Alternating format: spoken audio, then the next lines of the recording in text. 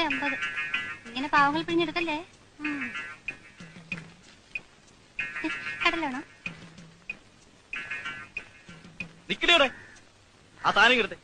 ശരിക്കും നോക്കിയില്ലേ? ഇതല്ല കട്ടെടുത്ത സാധനം കേടാന്നാ പറഞ്ഞേ. കട്ടെടുത്തെന്നോ? അനാവശ്യം പറയരുത് കേട്ടോ. വീണെടുത്ത് കിടന്നുള്ളാതെ അതിങ്ങടുത്ത് കൊടുത്തേക്ക് പെണ്ണേ. എന്തോ സാധനം കൊടുക്കാൻ അയാൾ പറയുന്നേ?